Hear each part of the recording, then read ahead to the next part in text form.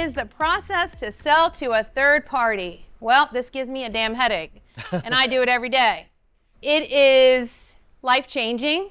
If you were thinking about selling, I think you need to say to yourself, the next minimum 90 to 120 days of your life, do not plan a vacation, do not plan anything. You're going to get a call at 8 o'clock and you're on a date, with your husband or your wife, and you're going to get a call and you're going to need to get up from the table and you're going to have to go deal with something. It is busy, intense 4 months or 6 months of the process. And this is a high level of what it looks like. So it starts out with you get offers and you negotiate, and then from there, and I'm giving you super high level, like the outside of the onion, it's that little outside area, that little papery type part, kind of covering that. So understand that this onion is super deep.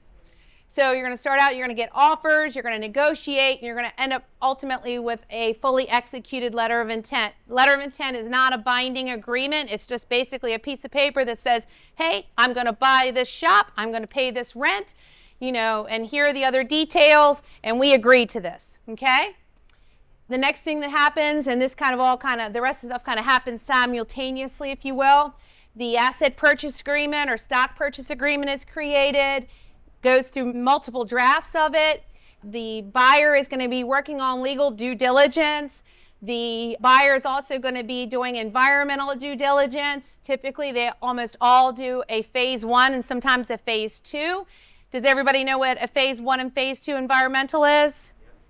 Real quick, it's basically where the buyer will hire an environmental firm to come to your shop, basically make sure that you're not pouring paint and coolant and oil and whatever in the ground. Make sure that you've got a clean operation. If they find that there's any issues, like I've got a customer right now that their shop was a gas station 100 years ago, or maybe not 100 years ago, 80 years ago, they have to make sure the tanks have been properly removed and things like that. Financial due diligence, that's where they are going to go through your profit and loss statements, likely your tax returns. They're going to have 501 questions for you. You're going to answer them, and they're going to ask you the same question 500 more times. It can be very exhausting.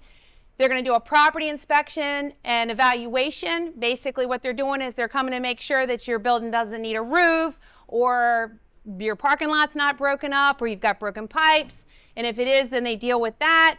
Equipment inspection, they want to make sure that you've got, modern equipment. When they buy these shops, they expect you to have modern equipment, meaning modern, something you bought in the last 5 to 10 years. If it's older than 10 years, it's likely going to affect the value of your shop.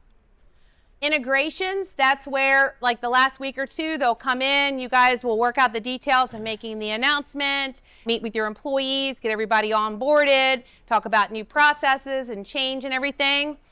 And then last week, typically they're doing a work in process walk. Not always, but most buyers are buying your work in process, and they'll go through that whole process, which is, we'll just say, interesting. And lastly, your closing. Closing. We as shop owners have worked so hard. Like, we're so proud of what we've done, and we take a lot of pride. And we think that on closing, we're going to meet at a settlement table somewhere. We're going to pass the baby, if you will. We're going to give them the Pampers and the formula, and it's going to be some warm fuzzy, and we're going to sing Kumbaya. Not happening. What happens is you sign some papers, you scan them, or you take pictures of them with your phone, you send them to me or your attorney. Your attorney sends them to the other attorney for the other side. They marry the signatures up. They send you a wire, and you're walking out the door. I have to always warn people about that. To me, that is like, I don't know, it just feels like a weird rite of passage.